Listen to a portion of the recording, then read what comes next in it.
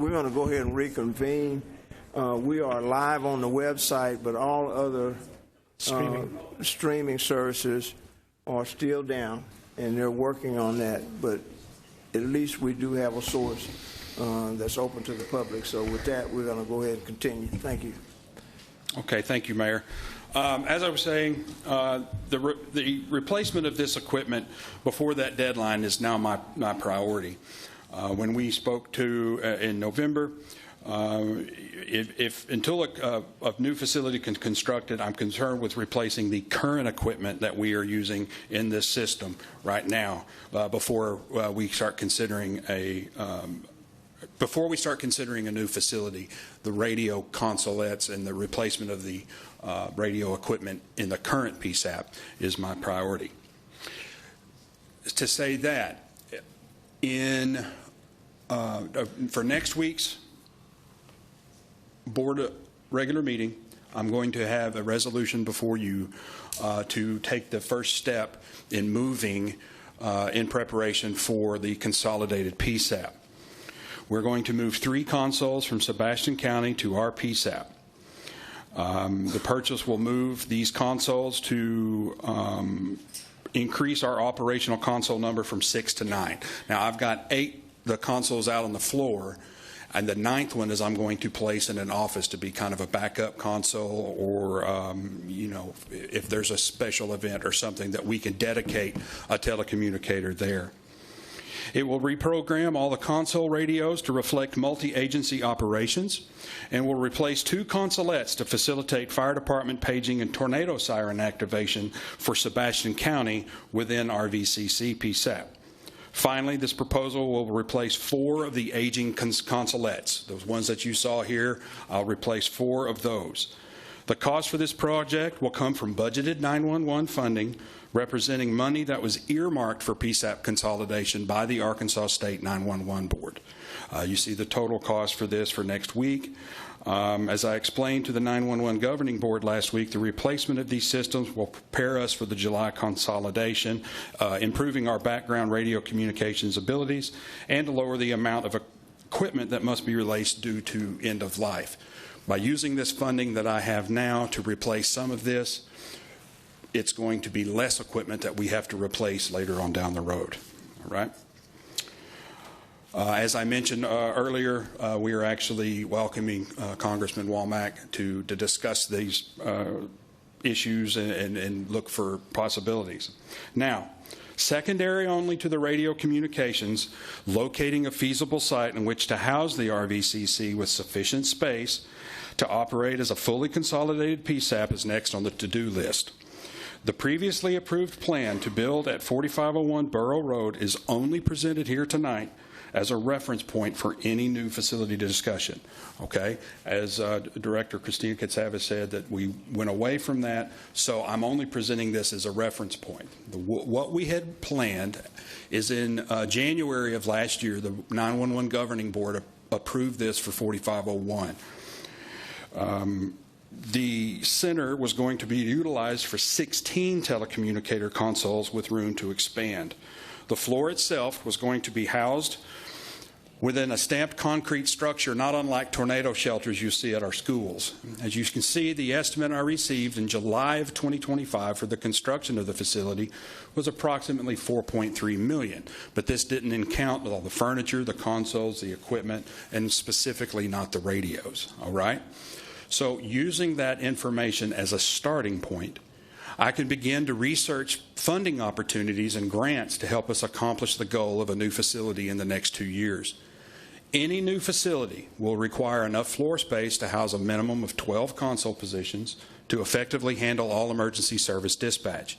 In times of crisis, those in need first call 911 for help, and the telecommunicator must also dispatch emergency services to those in need. Thus, the PSAP must be operational at all times in any environment. Therefore, consideration must be given for planning upon the resiliency of the PSAP for any possible eventuality. Next, the location of the building must be a factor in locating a new PSAP. Radio connectivity, as we talked about earlier, was dependent upon that tower. And it will ensure maintaining two modes of communication connection to our AWIN simulcast loop. There are two AWIN sites in Fort Smith, one at Crow Hill and one on the ridge off Mazard Road just north of Station 11. Locating the new PSAP closer to these sites or at an elevation to ensure microwave line of sight with either the Fort Smith sites or any one of the southern county sites could reduce infrastructure costs for such things such as tower construction.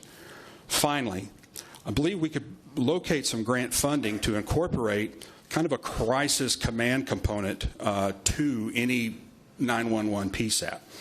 While we do have an EOC maintained by Sebastian County, I think a designated facility that could house backup radio communications for transit, sanitation, utilities could be beneficial as possible data services backup or data backup for IT services. A classroom or meeting room could be utilized as a central meeting area for this board in a crisis. Admin, department heads during an emergency. Perhaps there's funding that could be found to assist in building a facility such as this, and this is what I'm trying to do once we get to that consolidation. What about the Carnal facility over here? Did y'all look into that? We have looked into it. We haven't got to that point yet. I'm just saying that in the future, these are the considerations that I'm looking at, and that's one of those considerations. So with that, I thank you for your time and would love to answer any questions. Thank you. Director Neil Martin. Just real quick, you made a mention of a tower location north of station. Yeah. Okay. So if you look at Director, if you look at Mazard, Yep. and just go north a little bit Of which station? of Station 11. Oh, the new one. Okay. The new fire station. Okay. If you Yep. go just north, there's a water tower right there. And if you Okay. zoom in close, just to the west of that, there's a radio tower. That is the Mazard site for one of our 4 AWIN sites. Okay. Thank you. Director Kim. Thank you, Dr. Milam, for your presentation. Have y'all looked at any considerations of just what it would look like to erect a facility right by that tower? Would that save money on equipment? I mean, that's a possibility. Any facility that you were going to do, you have to take into consideration the communications connection. Okay, you're going to need to be able to hook up to one of those 4 AWIN sites. Depending on the elevation, depending on the distance, will require a tower. For instance, the 4501 Borough location was not ideal because it's kind of down in that bowl, and we needed a 180-foot communications tower in order to get above that southern ridge. Okay, so if we look at elevated positions within the city, that would possibly reduce that amount of need. We could even possibly put something on the roof of a building. It's not a requirement to have a tower. The only requirement is that the microwave connection has to be as close to the building as possible. So depending on elevation, distance, strength of the microwave, that's what drives our connectivity for the radio systems. Okay. Settle. Thank you. Is every county consolidated 911, or is there still some out there lingering? There's 2 left, Which 2? us and North Little Rock. So my question really, that's what I wanted to find out. So how did Benton and Washington County do theirs? I mean, are they similar to the same size budget we are? Did they add more dispatches? Any way you can get that information and give it to the board of how Washington and Benton and maybe Pulaski County did theirs? Okay. So this first came down in 2022 in order to become consolidated. During that time, you had to have a plan before the state board by January of 2023. Yep. If there was a need to maintain separate PSAPs, you could submit to that, and those 2 counties submitted to that. Now, Benton County ended up having a couple of PSAPs in there, and some of them didn't, and they're not receiving these funds from the state. So you're saying Benton and Washington are still separated from their cities? They are. Washington is consolidated. Fayetteville is not. What about Pulaski County? Pulaski County, I believe. I wouldn't be able to tell you. I can find out. Send us an email. I think so. Absolutely. And then what did the area around Jonesboro too? Look at that one too. Okay. Thank you. Any other questions? Okay. So coming to the board next week is a request for what? The resolution to approve the purchase, that 272,000 purchase for the moving of the radios. Okay, thank you. I'm doing it now because to this point we can get the equipment in, we can program them, we can start wiring because they're going to have to get under the floor and dispatch to set up the wiring. Okay. We will then consolidate on July 6th. We wanted to wait until after the 4th of July holiday. Fun fact, the busiest times in public safety, 4th of July, New Year's. So we wanted to wait until after the 4th of July holiday. We will then consolidate. We'll change all the 911 trunks to point to Fort Smith. We'll reprogram all the radios, and then we're going to run lean on radios because that week Motorola will then come in and move all of that equipment. Okay. Thank you. Any other questions from the board? Mayor, do we need to take action to put this on the agenda, or is it already going to be on? It's already on. Already on. Okay. Okay. Thank you, sir. We'll Thank go you. to that second item. This next discussion is related to the status of city-owned property at 8200 Highway 71 South, known as the Crane Kia property, that the city purchased in April of 2024 for use as a second police precinct and home for the city's police training center. Chief of Police Danny Baker is here with a guest to further introduce this item. All right. Well, good evening, Mayor and Board. I'm going to apologize in advance. This is it's going to be a pretty lengthy, detailed presentation, and that's intentional. My goal is to give you a full picture tonight so that you can make an informed decision about what we need to do. I would ask that you jot down any questions that you might have as we go. There's a strong likelihood that many of them will be addressed during the presentation, and we'll take time at the end to answer anything remaining. So the establishment of a second police precinct in the southern or eastern portion of Fort Smith has long been an identified public safety need for addressing the expected population growth and geographical expansion of our city. Secondary to, but I believe to be an equally important goal, is the desire to implement a dedicated public safety training facility capable of supporting and hosting quality training to the entire region while removing our current operation from the limited space that we utilize at the Sebastian County Emergency Management Center. The need for these projects to strategically prepare for the changing public safety landscape in Fort Smith has been presented annually in a variety of reports and funding requests for at least the last 8 to 10 years. These have included future Fort Smith annual reports, goals and objectives, and police department capital improvement plans. Prior to my time as the chief of police, locations were being actively sought with plans to have these projects completed within 10 years, and we are at or near that 10-year goal. At the request of the previous city administrator, you voted unanimously on March the 26th, 2024 to purchase property located at 8200 Highway 71 South to be used in part as both a second police precinct and a dedicated training facility. This property consists of 3 existing structures sitting on approximately 4.4 acres of real estate, and it's known as formerly as the Crane Kia dealership. This is what the property looks like today. While this was not the police department's first choice, the property is ideally situated for a police precinct and large enough to accommodate a regional training facility. At the time the purchase was being considered, the police department was only interested in the 2 structures, the 2 existing structures, which consisted of the former main showroom and an attached service center, which you're looking at now. Administration intended to utilize the 3rd structure, an auto body repair shop, which is located to the south. I don't think we have any pictures of that. As a fleet maintenance facility for the entire city, for all the departments.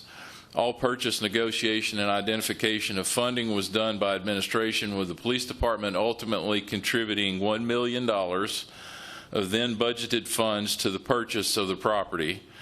At the direction of administration, the police department utilized MAHG Architecture Incorporated to begin drafting plans for the precinct and training facility. We currently have 3 conceptual designs of varying sizes and expense to consider. Funding to begin construction has been requested each year since the property was purchased, and each year it's been eliminated at some point from the police department's budget. There's been some public discussion and concern about the need to continue with the project, as well as some mixed opinions from current board members. The police department is seeking clear guidance from you on how you wish for us to proceed. Before we get to that, I'd like to share some thoughts on why I think that both of these ventures, a second police precinct and a dedicated training facility, are important to our current and future public safety needs of our city, and why the location on Highway 71 South was selected instead of somewhere at Chaffee Crossing, as some have suggested. What you see in front of you now is the current footprint of the Fort Smith city limits. And as you can see, the city is essentially blocked from any real expansion in 3 compass points: by Oklahoma to the west, the Arkansas River to the north, and Barling and Fort Chaffee to the east. The south-southeast portion of the city is the only direction any geographical expansion can take place, and is, in fact, where additional real estate has been annexed in the last few years. Even now, the planning department is considering annexing another island of unincorporated land on Highway 71 South near Old 71 and Rye Hill Road. I expect that proposal will be coming to you for consideration soon. Another recent notable annexation, which I will talk more about in a little bit, was an island along the Oklahoma border and just east of the Choctaw Casino and Resort. If current trends continue and as Interstate 49 is completed, I fully expect the geographical boundaries of Fort Smith, and thus the area of responsibility for the police department, to extend even further along Highway 71 South. Even as the boundaries exist today, the demands for police services along 71 South are continually increasing. Traffic in and out of the city from the south has risen exponentially over the last few years, and we're beginning to see more and more serious accidents in the extreme southern areas of the city. These accidents often tie up a substantial amount of police resources that are needed to safely investigate and mitigate them. Officer response times are also impacted by the distances that they must travel to reach the southern extremes of the city. Under normal driving conditions, it takes approximately 20 minutes to drive from our current police headquarters to the southern edge of the city, and longer from other points in the city. While ideally, some officers would be responding from the field, the reality is that there's always a higher concentration of police resources near a police station, and officers need a convenient place to complete their reports and store their equipment. A second precinct somewhere along Highway 71 would significantly improve our coverage and response to this portion of the city. The next slide shows where police resources currently exist in Fort Smith.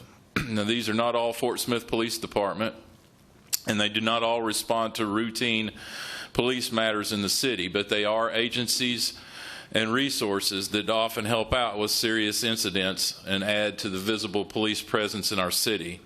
The FSPD has memorandums of understanding with many of them so that we can call them when they're needed. When I first became involved in the conversations about a second precinct over 7 years ago, the first thing I did was take a strategic look at where it made the most sense to put it. Mapping out the existing locations of police resources at that time was crucial to the analysis, and it was not based on any political pressure or influence. The number of locations has only grown since then as the Fort Smith Public Schools police, private schools, and other organizations have implemented their own institutional police departments that were made possible by changes to Arkansas law. So the next thing I considered was the volume of police calls for service in the areas being considered for a second precinct. In front of you now is a graphic representation of all the calls for police service to Beat 16, which covers the Chaffee Crossing area entirely.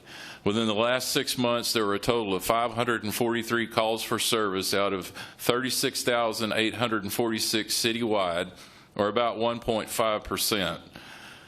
During the same 6-month period, There were 6,513 calls, or 17.68%, to beat 7 and 13, which cover the southern portion of the city. And here's the location of the Crane Kia property located at 8200 Highway 71 South. So as you can see, and I hope agree, the location chosen is optimal to service both our current and future needs of the city and places more police resources where they are needed most. Another selling point for this particular property is that it is large enough to include a dedicated public safety training facility with enough classroom space to host quality training courses and seminars for the entire region and from across the nation. Our current arrangement with Sebastian County costs us about $35,000 a year to use the Emergency Management Center at 8400. And while it's minimally acceptable for our existing needs, it simply isn't suitable for hosting the larger class sizes that are typically associated with premium courses and the ones that draw attendees from all over the country. Because of the volume of traffic at Mazarden Zero, safe ingress and egress by students is becoming more and more difficult. We often must send our officers and supervisors to other jurisdictions to receive the specialized and leadership training that they need. Over the last 5 years, we've spent $500,000, or about $110,000 a year, sending officers to other cities for training. Imagine if being able to save some of those travel expenses, while at the same time bringing in tax dollars from other government agencies as their officers travel to Fort Smith to get quality training, and while they're here, spend their per diem and their lodging funds at our hotels instead. The potential for a positive economic impact for Fort Smith is certainly possible with this project. I believe property values will also likely increase around it. And let's not overlook the fact that we've taken substantial steps to greatly improve our departmental firing range, which is located a very short distance from the Crane Kia property. Located at the entrance of the landfill, FSPD officers finally have a nice, suitable firing range within the city limits to call our own that will nicely complement a nearby training facility.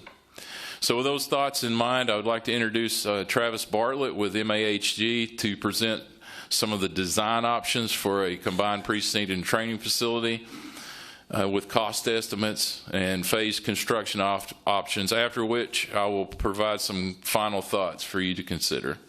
Travis? Thank you, Chief. Good evening, everyone. So the first option that's up is what we're calling option number one. After some time that we spent with Chief and command staff touring the existing facilities at the EOC and headquarters here at downtown, we began to ask the question, what is needed? And from that question, we began to compile a list of spaces, staff members that would need to be in those spaces, and the square footages that would be allocated to those spaces. And we began to lay out that program of spaces onto the two buildings that are at the Crane Kia facility. One, looking at initially the training center, knowing that, hearing from Chief and command staff, that that was a very important piece of the puzzle. And then taking it further and looking at the second precinct spaces. As you can see here, I don't know if you can point with this or not, but there's a red line that in the middle of those two buildings there, phase one, phase two, along with the site plan in the upper corner there, that essentially allocates a phase one and a phase two approach. Phase one being the training center, and then phase two being the second precinct.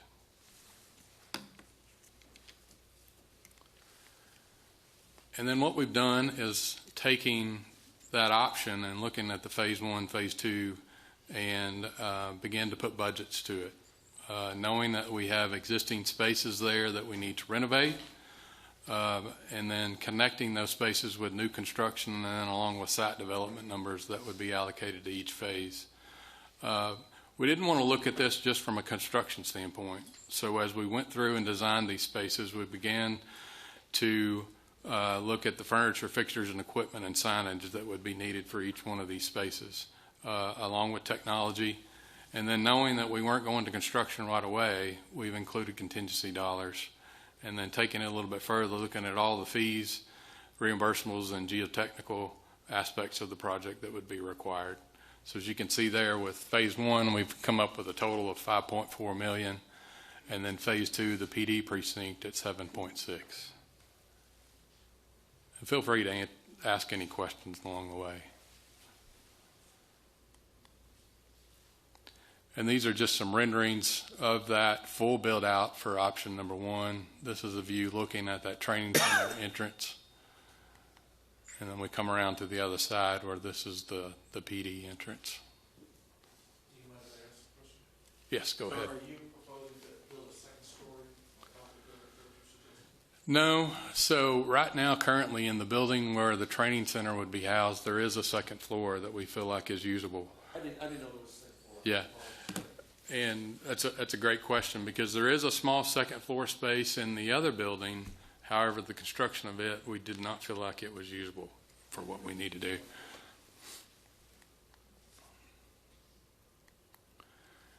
So then jump into option number two. What we did here was we began to ask the question, we know what's needed.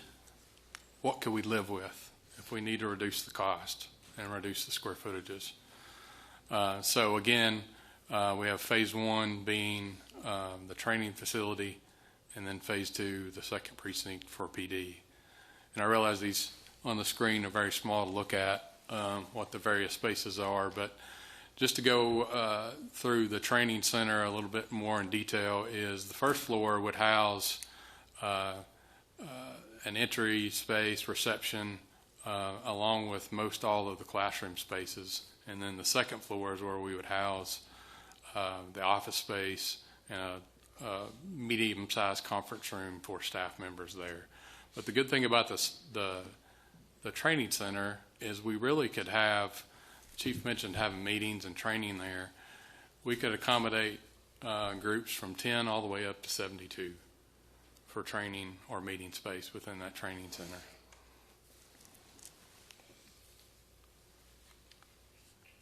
And yes, sir. Travis or Chief, was there any? I'm trying to look at this. Is there any space big enough to hold the graduation ceremonies? Because those have been standing alone for years. With that size of that classroom, that would come close to accommodating. I mean, I think we usually draw a bigger crowd than 72, but it would still be tight. Yeah, the one in the middle there, and you can see kind of the white space that would be over the second floor. That's currently one of those auto bays where they were doing work on, had lifts and all that in. So it works out well that we can have a double height space there, that we can have that tiered classroom. So that worked out well. The one good thing is when we started looking at the training center first, it really placed itself within that existing building very well. There's very little addition that we have to do to accommodate the training center. It's the connection back so that we can connect those two buildings together. If you've noticed in the pictures previously, those two buildings are separated, but they're close enough that that it just makes sense to connect them up so that we can have shared spaces. We have shared spaces for the gym and a few other spaces that we can look at strategically that both training and PD can utilize together, so that we're not having to build two separate gyms or two separate locker room spaces between the two.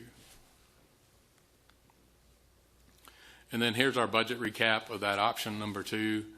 As you can see here, the cost for both of those come down a little bit, especially with PD. That's where we reduce the square footage the most. The training center remains at 5.4, and then PD at 3.6 and some change.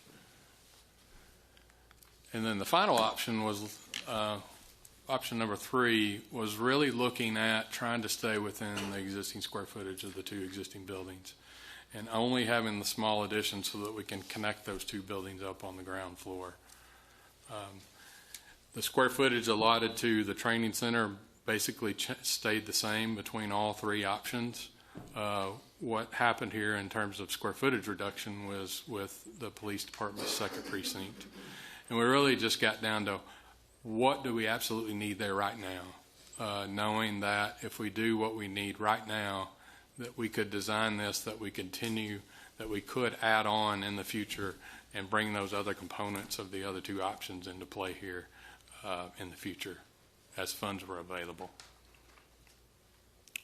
The one thing that we would do as a part of that is, from a site planning standpoint, is keep the parking and ingress egress basically the same from the option 1 design all the way to option 3, so that we are not tearing up parking, we're not tearing up drives at any time in the future that the additions come on board. And then looking at the option 3 budget recap, we didn't do this phased, but it would be easy to kind of come through and look at this in terms of basically it's about a half the cost between the two, because the square footages are essentially identical between training and PD with this option. So 7.7 total, and assume that would be basically about 3.8 or so between the police precinct and the training center. So just a clarity then, so this option 3, how much savings is it between this and option 2? About $1 million? Yeah, okay. I think if you look at, so between option 2, if it was the full build out for both, it's essentially $9 million all in, and then looking at option 3, we're at 7.7. Okay.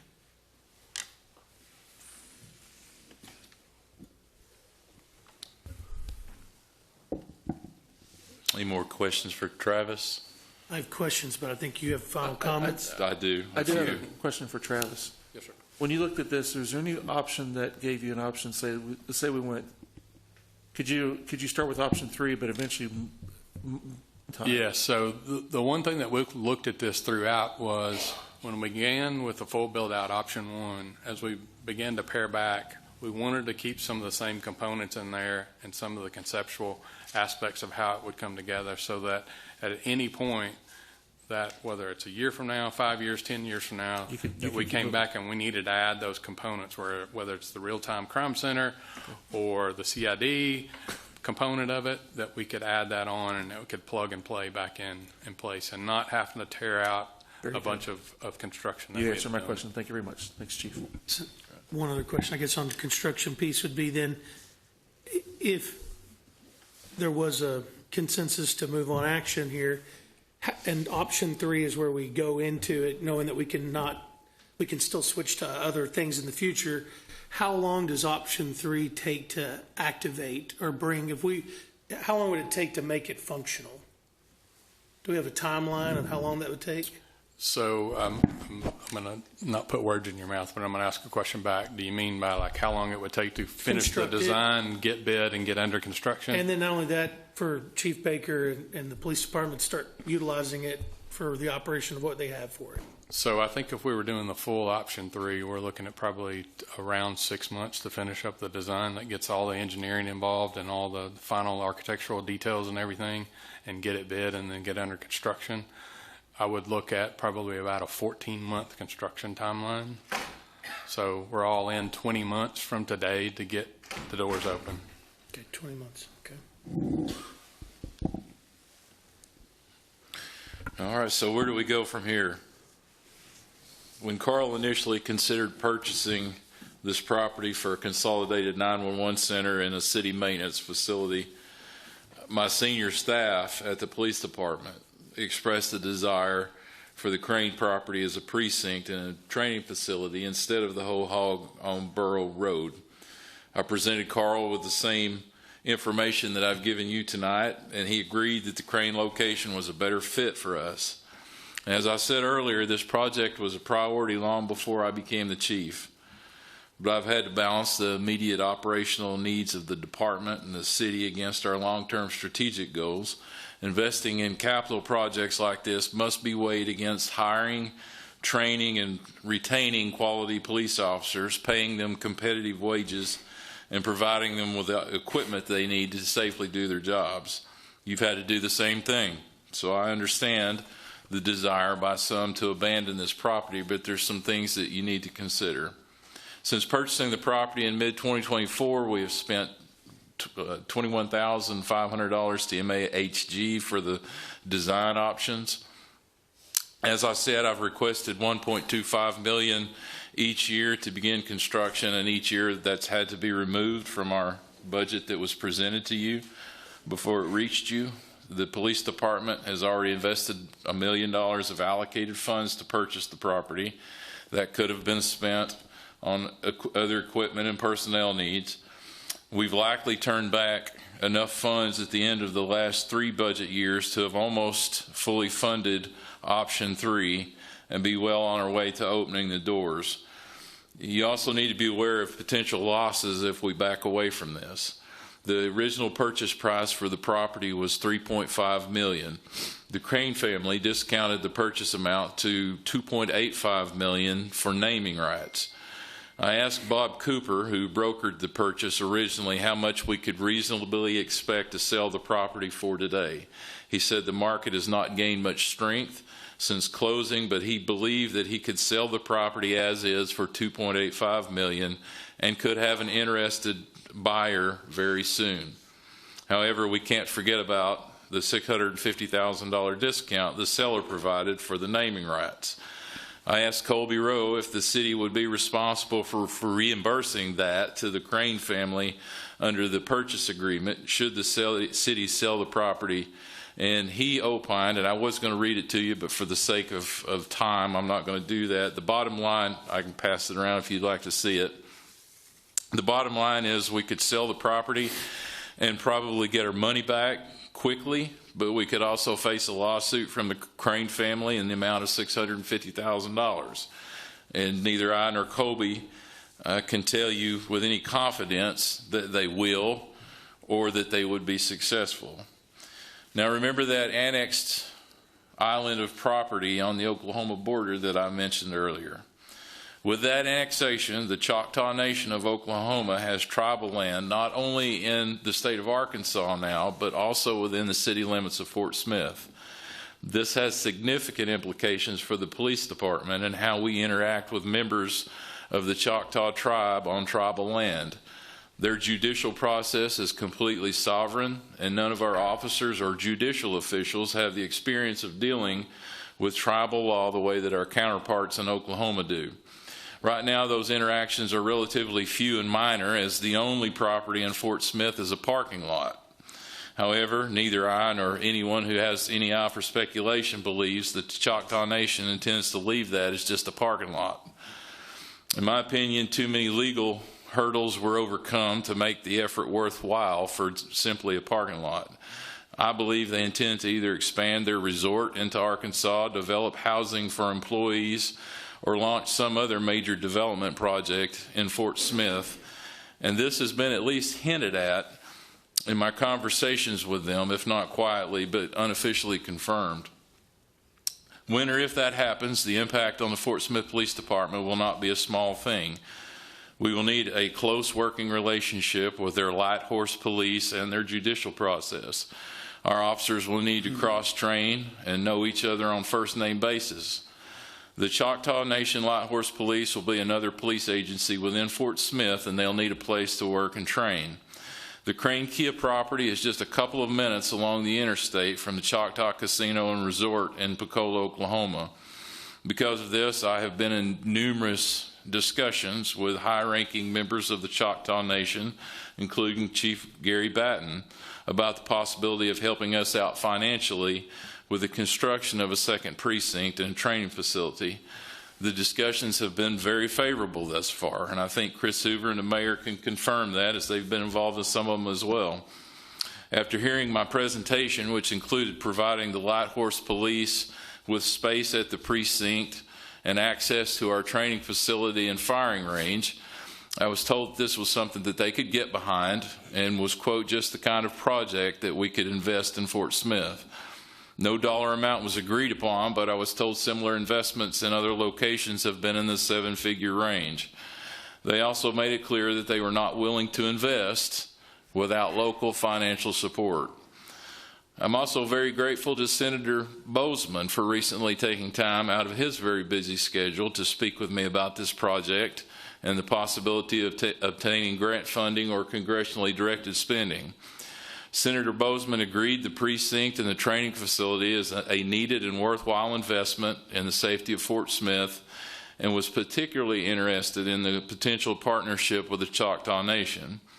Such a collaboration opens even more doors for alternative funding. The proximity of the Crane property to the airport and in support of the Foreign Military Sales Mission was a favorable aspect that he mentioned as well. He told me that it would be nearly impossible to get either grants or CDS funds for construction of the facility, but that investments in technology and equipment for the facility were certainly options that he would support, and that will be vitally important to protecting our civilian and military assets. But, as with the Choctaw Nation, he emphasized that local financing and support would be crucial. So as I wind this lengthy but important discussion and presentation up, I'm not one to present a problem without some possible solutions. I fully appreciate the fact that the biggest identifiable challenge that we face as a city today is the federal consent decree on our sewer system, the need for a water transmission line from Lake Fort Smith, and improvements to our water system. And money does not grow on trees. I realize our precinct and training facility project does not fall into the 4-alarm fire category that some of these other issues have developed into, but public safety needs that I've articulated tonight will only continue to grow as the city expands. In the words of our new Director of Engineering, Todd Mitge, at the February 10th, 2026 study session, quote, "Arkansas is growing. Northwest Arkansas is getting hit now. It's coming for us." I wrote his words down then because that same urgency that exists for the water transmission line also applies to public safety. So what are the potential paths forward? I think we have three options, we have three options. Option A, tell us tonight that the project was too much too soon and let us cut bait. We can call Bob Cooper tomorrow and tell him to put the property up for sale and hope that we get most or all of our money back, and hope that the Crane family doesn't sue us. While it's not my favorite option, we would at least know that this is the direction that the board no longer wishes to go, and we can focus our time, money, and energy on other areas. The one thing that I would respectfully ask, if this is the route that you choose to take, is to make sure $1 million from the sale of the property is allocated specifically to the police department for use on other needs. Option B, commit to fully or partially funding plan option 2 or 3 at roughly $9 million, or option 3 at $7.7 million right now or in the immediate future. If $7.7 million is too much, tell me how much you're willing to contribute, and I will then at least have a number that I could give to potential investors like the Choctaw Nation. I recognize this might be too much to ask at this point, but it is an option. Option C, and the one that I think is the most reasonable, allow us to work with finance to create a capital improvement fund specifically for this project with a completion timeline of no more than 3 years.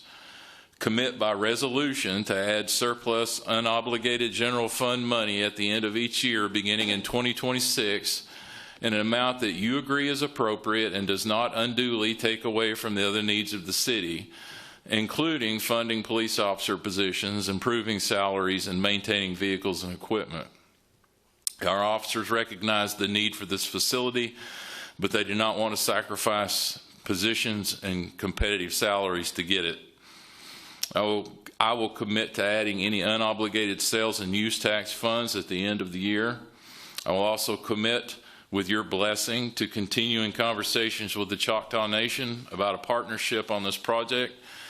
I would further ask that you give me permission by resolution or other appropriate means to launch a capital campaign and seek private donors within our community to help grow this fund.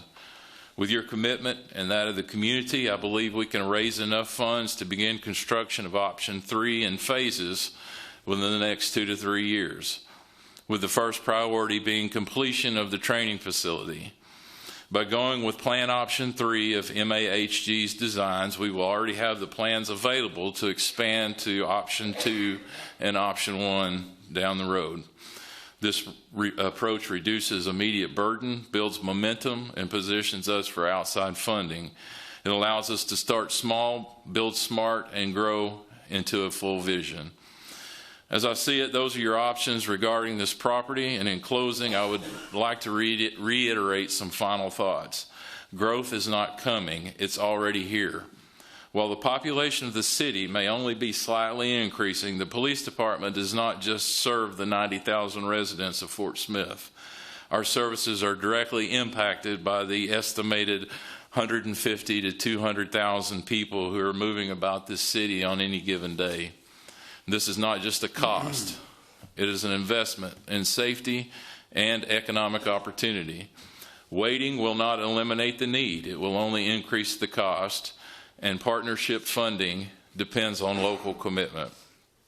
Thank you for hearing me out. I know it's a lot to take in this late in the evening, but this is the first chance that I've had to present the full scope of this project to you. And my goal tonight's been simple: provide you with the facts, the risks, and the opportunities so you can give us clear direction on how to move forward. Thank you. Thank you, Chief. Outstanding. We'll start with Director Rigo. Chief, thank you for the thoroughness of your presentation and the depth of your passion about this topic. Thank you for your consistent work to move the ball down the field on it. Especially the conversations you've had with people in the federal government and in the tribal nation. My position has not changed since I unanimously, was one of the unanimous votes to purchase the property as a need and a benefit that you so clearly illustrated for public safety in our community. I'm in favor of personally anyway, or my vote, starting as soon as possible on option 3 presented by the architecture firm. And I would even be amenable to option, and I think that means option B that you articulated in your set of options. So I'm fully in favor of this, and I think it'll be a real benefit to the law enforcement needs of our community and partner agencies and entities in the River Valley and our county. So thank you. Okay. Yes, sir. Thank you. Director Kemp. Thank you, Mayor. And I want to say great job to you both for this presentation. It's been very good seeing the drawings, the options that are laid out. I appreciate you bringing solutions of, the letters and the things that are there. And the first choice that you mentioned, that I just want to clarify, what was the first choice of the department? When you said this wasn't our first choice, was there something out there that was preferred? The Grand Savings Bank at the corner of 71 and Burrow Road was for sale for $1.5 million. And I mean, it would have required virtually no renovation for a precinct. It wasn't large enough to take on both the precinct and a training facility, but I mean, it was pretty much ready to go. So which one would you have gone to that point? If you had bought that property, would you have done more of a training center, or would you have done more of a precinct? Probably more of a precinct.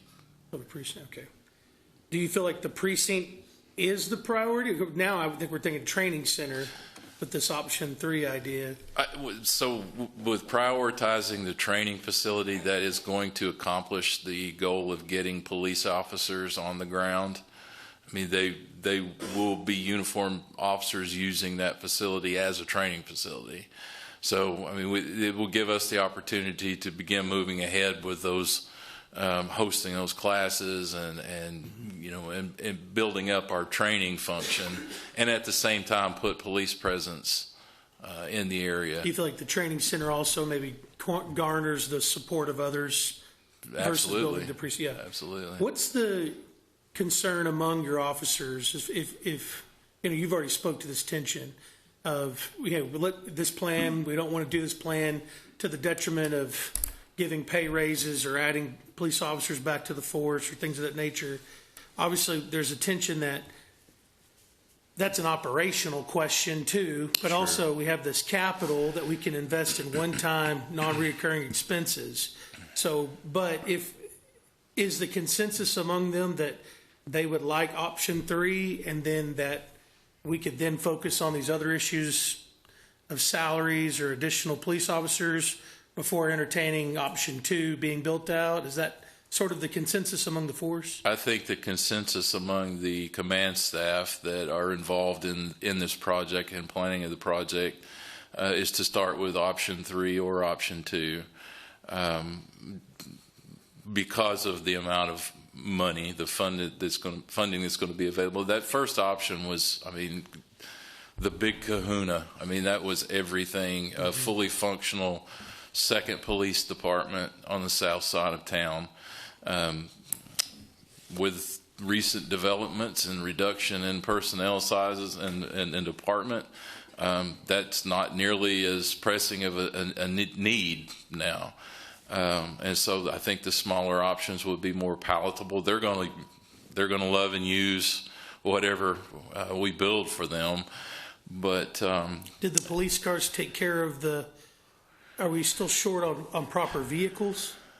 We're getting there. I mean, that's you talking about the recent purchase, the Yes. 17 vehicles.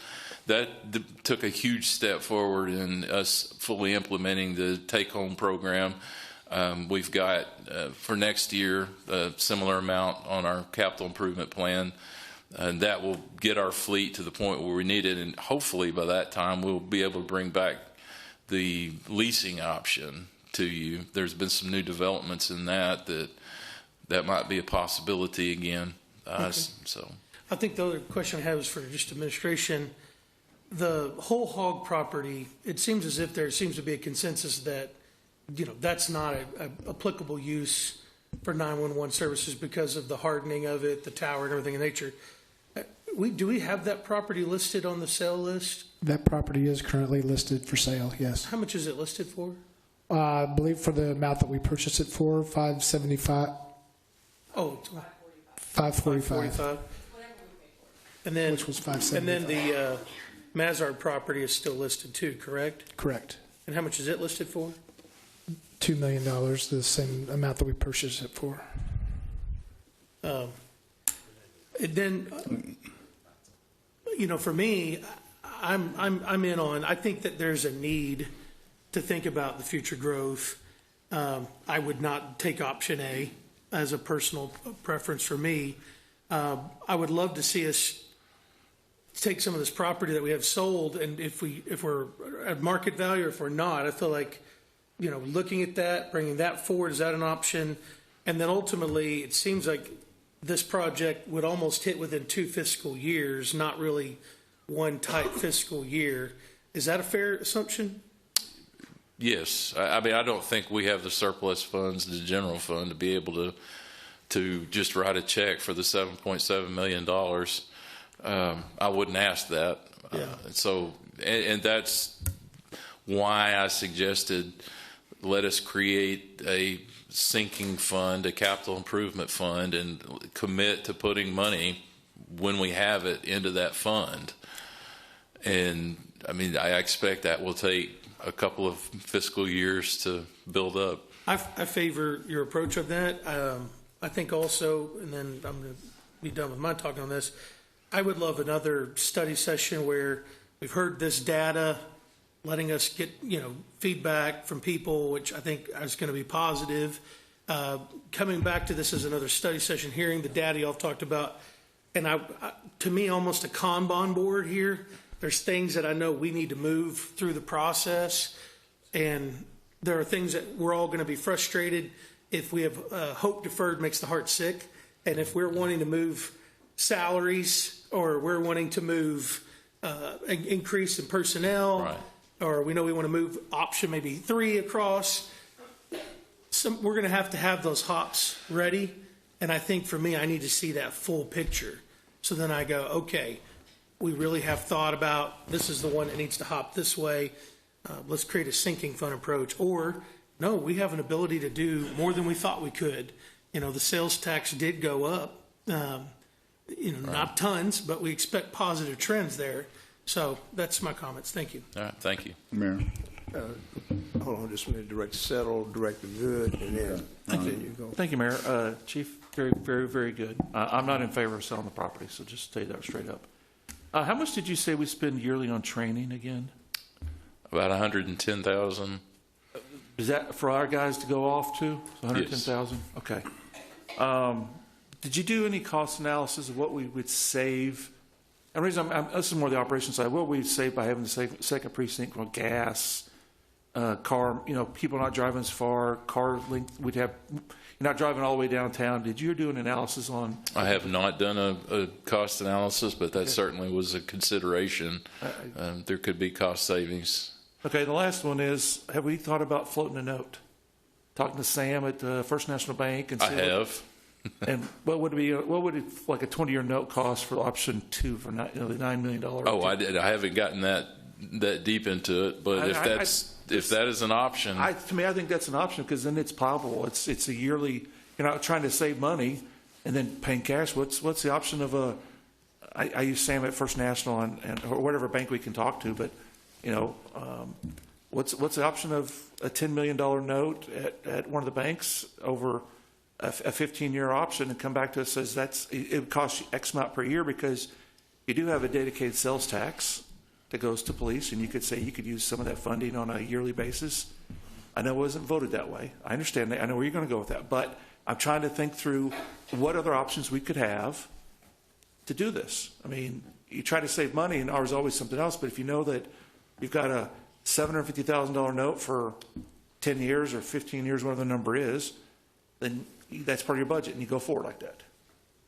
I'm just trying to come up with different ideas to do this, because then at that point, you're not waiting 2 or 3 years. You can start construction in 6 months, it was said, and then you could go. You're throwing options out. We're just having discussions. That's all I'm trying to get to is what would those options be? Thank you, Mayor.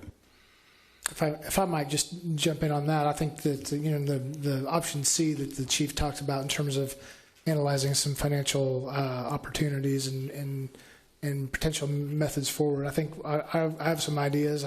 Not discounting the ones that you mentioned also, but it's some things that we've talked about in the past on other potential projects. I think that involving Andy and the rest of the staff involved in setting out some financial parameters and some options that are a good idea in terms of what we present in the future.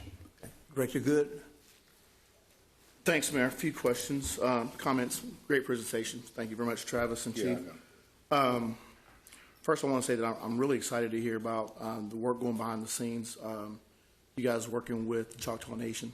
I'm really enthusiastic about any type of partnership, cost sharing that we might have in either option that we choose. Like my previous two board members, I'm not in favor of cutting bait and selling. I'm more in favor of, if I understood it right, your option 3, your final option that included the sinking fund, and I wrote down his notes. Fundraising campaign, was that part of that, or was that capital campaign? Capital campaign. Mm-hmm. Is this a capital campaign that the police department would do, or is this something that you're looking for? Because I remember in the past when we did the fire and the parks initiative, we had those departments actually spearhead those and get out and vote. I think we could successfully do it without hiring anyone to run the campaign. I mean, I have several donor possibilities in mind that I would like to approach, but I didn't want to do that until I had blessing from the board to proceed with that. Well, I want to speak to that just for a moment. I'm in that option C. You talked about a commitment by resolution to fund the project and to stay in line with competitive salaries and updated equipment. I mean, all that sounds great, and I wish I could say, yes, I'm all behind it, but we know how money issues are. I can't make that commitment, but what I can make is a statement saying that I totally support your decision on what you think is best. And what I've seen in the past, when we have our police officers, our firefighters get in the public and do these fundraising campaigns, they're more receptive to our staff being out and seeing that, hey, look, this is what the money's for. It's not the bureaucrats making the decisions. We're doing this fundraising. So I absolutely like that idea. So even though I can't say I commit to it without other board members agreeing with me on that, I'm definitely in support of your option B for the bill 2 or 3. Okay. Also. Could you clarify when you say B, that's Yeah, phase 1 of 5.4 million, phase 2 of 3.6 million? This is the chief's options. He gave A, B, or C. Oh, okay. And in his option B, it was the $7 million or the $9 million projects. Okay. And also, and because it was stated about the north side, there's a lot of expansion going on the south side. I know that there's a need, but can you speak to Chief why the investment in the south side of town for this precinct, how that might benefit my constituents in Ward 2? How does that benefit, how does this investment that far south benefit the rest of the city? Well, I mean, anytime that we can improve the safety anywhere in the city, we're all impacted. The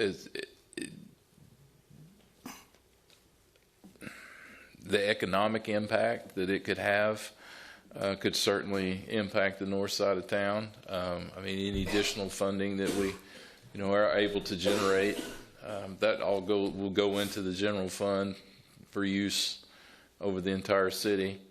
Was there something specific that you had in mind, or? No, nothing specific. Just the fact that I wanted it set on record that investment anywhere in the city basically has potential to benefit the overall city. Thank you, Director George Casadas. Danny, I would continue to negotiate with the Choctaws. I think you're on the right track there. I really do. How many more months do you think we need to give this before we can see some results?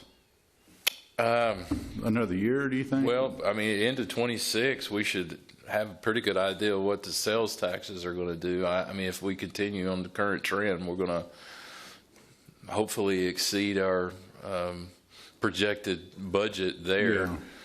And if of course our department budget was pretty bare bones. I mean, I don't anticipate us being able to give or turn back as much as we have in the past. But if at the end of the year we do have accruals, consider some or all of that being contributed to the capital. Jeff, is there an ordinance that says they have to turn back this money to the city, and they just can't keep it for the police department use? It is general fund money, George. I mean, and when it's budgeted, it is anticipated that the budget request needs 100% of that to operate the department throughout the year. If they end up through the year and only spend 90% of that, then the other 10% is turned back, but it's turned back to the general fund and essentially reallocated as part of the next year's budget. I understand the concept of a turn back, but I also understand that is part of what we start with when we build the next year's budget. Yeah, I understand. But it is certainly a concept to consider all of or a portion of whatever that number is from unspent operating funds. It typically is left as a general reserve, and if we decide to allocate a portion of that or all of it that might be unspent from the police department operations into a capital fund for this particular purpose, I think that is a reasonable thing to do. Yeah. Chief, you said the Crane Kia, or what's it called? Crane Kia. Crane Kia. They have naming rights. They do. Can we sell other naming rights? I guess rooms and whatever fixtures in the building. Yeah, sure. That would raise money, wouldn't it? Yeah, or do a brick campaign. That seems to be pretty popular. Well, I've always supported the police. Now, I want to see this work, but I just I think we can get it done. I really do. I think if we just really watch our budgets, not spend money unnecessarily, I think we can figure something out. Thank you. What? Go ahead. No, I was just going to say that, I mean, the property is going to need work. It's going to need to be built out. Yeah, I know. But the location, the size of the property, and one thing that I didn't mention, and it's probably, I mean, fate or by design that Dr. Milam had his presentation before I did, but, you know, there's still that third building on that property, and I don't know that administration still intends to have a city maintenance facility out there. So, I mean, there's plenty of room for other structures. But or can utilizing we structures charge other there. agencies for training? Charge them to train their officers? We in Arkansas we cannot charge for the training, but getting them here is where the benefit comes from. Okay. You know, spending it on the hotels and lunch and that sort of thing. Okay, thanks. Director Neil Martin? So if we had such thing as a sinking fund, that's ultimately general fund dollars that would have to be set aside for the year. Some, yeah. Would it come from? Would it be other dollars besides general fund dollars? Well, sales tax funds that we have at the end of the year that we can contribute, or any donation. The 1/8 cent that you guys have. Correct. Okay. Director Kemp? Thank you, Mayor. Is there any thoughts could we come back? I appreciate the idea of sinking fund. Let's see how the year ends and those nature. But do you have an idea of a timeline if we wanted to be a little bit more aggressive? How, and I'm talking about, hey, let's bring another study session, bring a plan that you guys have looked at financially that could bring forth, setting out maybe we think we could fundraise this, we think we could get this. There's obviously an investment we're going to have to buy into to allow those things to have the fruit bearing that they would have. Any thoughts about having a study session at a timely manner before the end of the year? I mean, I don't want to rush the process, but I don't want to just wish the process well but not hold it to a date. Right. If you aim at nothing, you hit it every time. So you mean a date for like having seed money? A date for another session where we've gotten feedback from the community. Y'all went to work on the financial thing, and we come back in here together, and we actually have something that we can take action on. Because right now we're in theory, and I think that's what you're after tonight is tell me if I'm theorizing the wrong thing, and I'll let it go. But if there is a consensus to continue on, then is there a date? I mean, 30, 60, 90 days where we could come back before the end of the year just to reconvene on, this is the trend line we think we could go for, and hit some measurable goals. Fourth quarter of 26. Is that, you think that's reasonable then? You don't think you could bring it any sooner than that? You don't think we could come any sooner than that? Like, could we do end of third quarter? Sure. So that would include various funding mechanisms, potential when we talk about donations. I'm just interested in what that would actually look. Is it $1 million? $5 million? Yeah. Something. So I kind of some goals, and we talk about fundraising. I mean, usually there's people that do this professionally, such as Director Rigo and others, and then in the community as well. There are percentages that we know we're going to have to pony up, and then we think we could do this, and we think we could do this, and I think it would be prudent if we're really going to take this serious, then we could have that conversation even before the budget for the next fiscal year. I think it's important to know what do we think we could do in reality to take action instead of this just being in theory. But and Director Settle's idea about potential note that could. All these things come in and we can see what the full impact would be. I would just love a warm-up study session so I don't get at the end of the year and go, vote. Yeah, and I go, whoa. I'd like to have this sometime I was thinking July, so because we start looking at budgets in August, September. I'd like to know some of this sometime in July, 1st of August, so that way directive from this board can give the administration what we want to do in the budget process, and we're not making decisions in November, and we should have done something. Especially when we talk about salaries of policemen, the number of police force. I mean, I'm serious about the Combon family. We have to move these things through. I agree. So this idea, it's hard for me to conceptualize without seeing that, and then also seeing how fruitful we think we could be going at this financial plan. But I mean, I'm all in. I'm just saying, let's come back at a better time with some better data and look at it yet again, instead of waiting to the end of the year. Well, can I make a motion that we come back and have another session in either late July, or early August to include some of the financial requests and options that we've asked for tonight? I'll second that. Yeah. So, and just, I mean, I think I'm clear on, I mean, you don't want to sell the property. Correct. No. And you are willing to commit, or you're willing to support it financially to some degree. Yes. So, I mean, anybody who's going to be investing in this is going to want to know those two things, and probably a third thing, how much, which I know we can't do that tonight. Yeah. But having those two questions answered will help me tremendously. And a projection from you as a chief of how many police positions you're going to need for the next year, potentially, or a projection of what you're even thinking about doing with police force, so that we can see that and understand, because we may be able to be aggressive.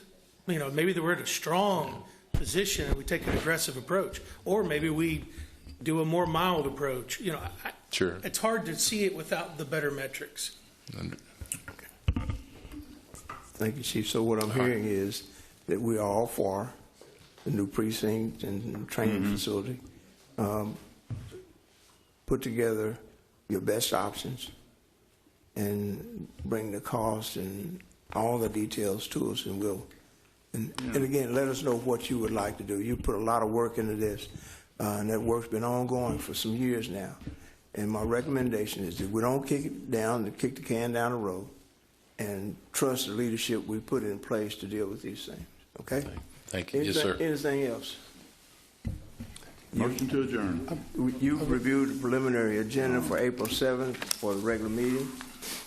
If there are no questions on that. Yeah, I would say a couple of things. Just as a reminder, the city offices are closed on Friday, April 3rd, for the Good Friday. We do have a couple of things, and it's relevant a little bit to what we just discussed. On our proposed meeting schedule for 2026, we did propose a June 12th. It's on that big sheet that we talked about when we set the meeting schedule. June 12th strategic workshop, because that does lean into doing some budget discussion ahead of the, I think we did it in August last time, and we then led into the proposed resolutions for strategic priorities, which we never ultimately adopted, and still is on our pending list, which I think we need to have go away for the time being when we start looking at the new ones. Did you say June 12th? June 12th, I think it's a Friday. Yeah, I know. I'm out of town. I have a work conference that weekend.